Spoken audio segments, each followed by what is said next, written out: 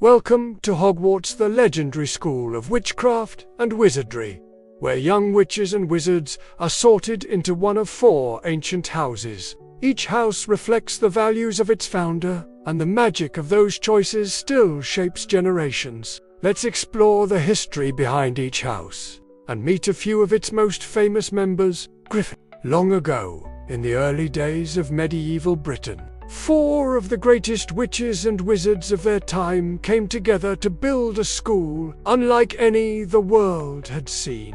And among them stood Godric Gryffindor, a wizard of bold heart and fearless purpose. Born in Godric's Hollow, a village that still carries his name, he was known for his fiery sense of justice and unmatched dueling skill. His weapon of choice, a gleaming silver sword, laced with goblin magic and set with rubies, the sword of Griffin, which would one day choose only the worthiest to wield it. Gryffindor believed that magical ability was not the privilege of the few, but the right of all who possessed it. This put him in direct conflict with his fellow founder, Salazar Slytherin, who sought to bar Muggleborns from learning magic. Godric's defiance helped shape the school's legacy of inclusion and merit, not blood.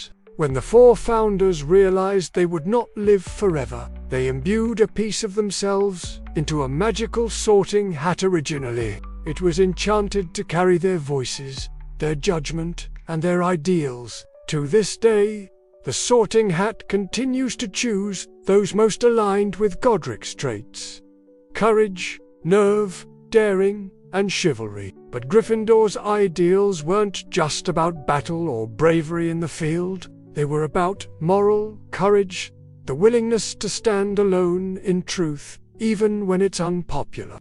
That is the soul of Gryffindor House. Of all the witches and wizards sorted into Gryffindor over the centuries, none shaped the modern magical world more than Harry James Potter. Orphaned as a baby after surviving the killing curse of Lord Voldemort, Harry arrived at Hogwarts, unaware of his fame, his destiny, or even his own magical potential. But when the sorting hat touched his head, it sensed a powerful conflict, ambition, and resourcefulness that could have made him a great yet an unshakable courage that cried out for Gryffindor. Ultimately, the hat honored his choice, placing him in the house that valued bravery, not as a performance, but as a principle. Throughout his years at Hogwarts, Harry faced dangers most adult wizards would never dream of. He stood up to trolls, dragons, dementors, and even death itself. But Gryffindor courage wasn't just in the action, it was in the decisions. Harry stood up to his friends when he believed they were wrong. He faced punishment to do what was right, and, most of all, he chose love over fear, over hatred, over power. By the time the Second Wizarding War reached its peak, it wasn't just Harry's wand that made him dangerous to Voldemort. It was his unwavering heart, the same heart that once stood between a friend and a giant snake, that walked willingly into the Forbidden Forest to die, and that still chose mercy, even when he could have chosen vengeance. That is the Gryffindor legacy, not just boldness, but sacrifice. Not just heroism, but heart, and Harry Potter carried it all. Now the story of Hufflepuff. In the shadowed valleys of medieval Wales, where wild herbs grew thick and ancient magic stirred softly in the soil, lived a witch of uncommon warmth and wisdom. Unlike her fellow founders, Helga did not seek fame, favor, or fanfare. Where others prized greatness, Helga prized goodness. While Rowena Ravenclaw sought brilliance, and Salazar Slytherin sought legacy, Helga sought balance, kindness, and inclusion. She believed that magic was a gift to be nurtured in all, not just in those with rare talent or noble blood. So she welcomed students of every background, pureblood, half-blood, or Muggle-born, treating them not by what they were born into, but by how they treated others. Her motto could be summed up simply: I will teach the lot and treat them just the same. Helga also contributed deeply to the everyday magic of Hogwarts itself. From her famous, enchanted recipes, some of which are still used in the Hogwarts kitchen stew, her innovations in healing spells and herbology, she left her mark not with battles, but with care and craft. Students sorted into Hufflepuff House are known for their loyalty, patience, and quiet resilience. They're not defined by showmanship or ambition, but by a steady moral compass, a desire to do what's right, not for recognition, but simply because it's right. Too many Hufflepuff may seem the humblest house, but that humility is a strength, not a flaw. It is the house that holds the school together, the backbone, not the spotlight. In the end, Helga Hufflepuff's legacy isn't carved in stone or sung in grand ballads. It's lived quietly and consistently in every student who chooses kindness when no one is watching. In the history of Hufflepuff House, few names shine brighter than Cedric. A student during the 1990s, Cedric Diggory wasn't famous because of family ties or a flash of raw power. He earned his place through something much rarer in the wizarding world: quiet integrity. A seeker and later captain of the Hufflepuff Quidditch team, Cedric led by example, never boasting, never cutting corners, and never chasing glory at another's expense. When he was unexpectedly chosen as a Triwizard champion, Cedric faced the kind of spotlight most Hufflepuffs don't seek. But even under pressure, he remained grounded. He played fair when others cheated. He shared clues with Harry Potter despite being his rival. And when the final task turned deadly, Cedric's first instinct was to share the victory, not seize it. That decision, "We'll take it together," would be his last. In a graveyard far from Hogwarts, Cedric Diggory became the first casualty of Voldemort's return. He was murdered not because he fought, but because he was there, because he was good. Dumbledore would later say, "Remember, Cedric. Remember if the time should come when you have to make a choice between what is right and what is easy." Cedric's story is not one of magical triumph, but of moral strength. In a world increasingly divided by fear and ambition, he stood as a quiet reminder of what Helga Hufflepuff always believed: that honor and humility are powerful magic too. They say knowledge is power. But at Ravenclaw, knowledge is also beauty. It is puzzle, poetry, and purposely elusive and often misunderstood. To walk the path of Ravenclaw is to believe that wisdom is not just in facts or books, but in the questions we dare to ask. Ravenclaw House was founded by the brilliant and enigmatic Rowena, a Scottish witch renowned for her intelligence, creativity, and unmatched architectural magic. It is said she dreamed the design of Hogwarts itself, a castle built not just of stone, but of mystery. Moving staircases, hidden chambers, rooms that only appear when truly needed. Hogwarts was her riddle, and the school is still solving it. Rowena prized wit, originality, and independent thought. To her, learning was sacred, but not rigid. She believed the mind should not only gather knowledge, but also play with it, question it, shape it into something new. That's why Ravenclaws come in all kinds of scholars, artists, inventors, daydreamers. The house is symbolized by an eagle, soaring above the clouds, not to look down on others, but to seek perspective. Students sorted into Ravenclaw are often introspective, curious, and imaginative. Some are quiet thinkers, others are eccentric visionaries. All are driven by one question. Even the entrance to their common room reflects this spirit. There's no password, only a riddle, and if you can't answer it, you wait and you learn. Because for a Ravenclaw, the lesson is never wasted. Rowena Ravenclaw believed the greatest magic lies in the mind set free, and her house continues to prove it, one strange, beautiful idea at a time. If Rowena Ravenclaw taught that wisdom comes in many forms, then no student has ever proved it quite like Luna Love. To some, she was strange. She spoke of creatures no one else believed, in war-radish earrings and read magazines upside down. But beneath the quirks was a mind clearer than most Ria's, a mind unshackled by convention.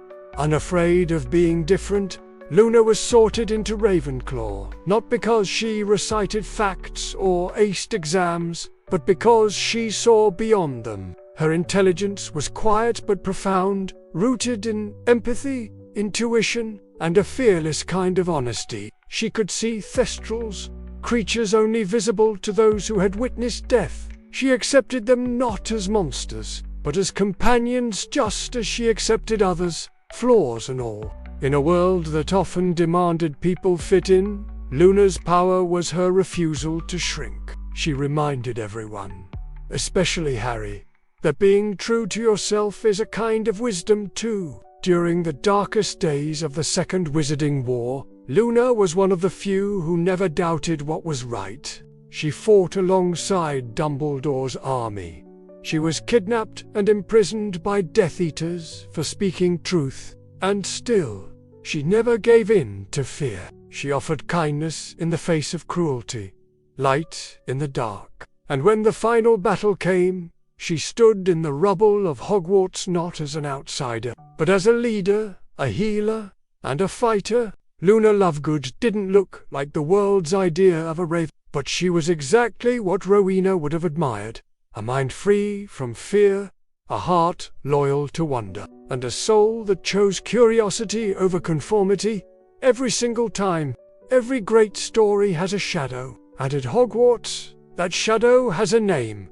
Slytherin to some, it is the house of villains, the snakes in the grass, the schemers in the dungeons, but that is only half the truth. Because Slytherin does not create darkness. It reveals what people are willing to do in order to rise. Slytherin House was founded by Salazar Slytherin, a man of ancient blood and fierce ambition. Born in the fenlands of eastern England, he was a Parselmath, a rare ability to speak to snakes. He was a master of dark and elemental magic that few others dared to explore. He believed that Hogwarts should educate only the purest bloodlines, fearing that Muggle-born witches and wizards posed a threat to the secrecy and strength of the magical world. It was a belief that would fracture the very foundation of the school. While his ideals sparked division, Salazar's vision for power and greatness was undeniable. He valued resourcefulness, cunning, determination, and self-preservation. These are traits that, when honed, can elevate a witch or wizard to remarkable heights. Slytherin House is not about villainy.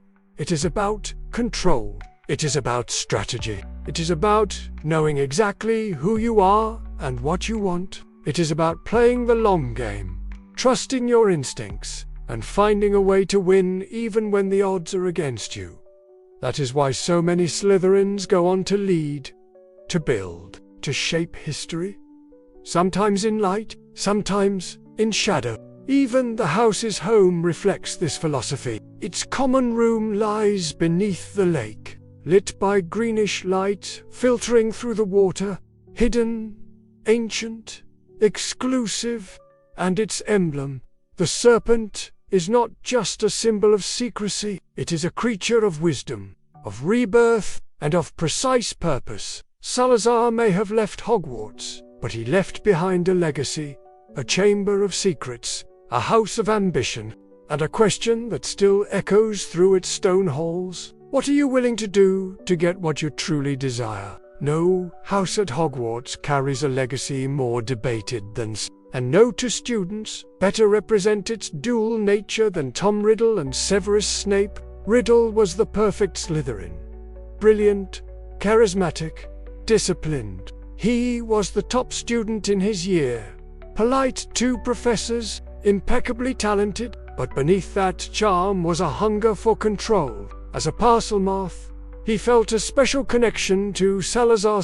He discovered the Chamber of Secrets, unleashed the basilisk, and began crafting a new identity, one the world would come to fear. Lord Voldemort's rise was not sudden. It was calculated, strategic.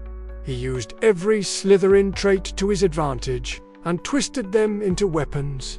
But Slytherin's story is not his alone. Severus Snape was also a Slytherin, cold, sharp, secretive. To some, a villain. To others, a traitor. But when the truth was finally revealed, Snape became something else entirely. A man who risked everything for a promise. A man who served two masters, yet truly followed only one path. The path of love. He protected Harry Potter for years, while pretending to hate him. He stood alone, misunderstood, unthanked, but never wavered. Snape proved that being a Slytherin does not mean being selfish. It means having the will to do what others cannot.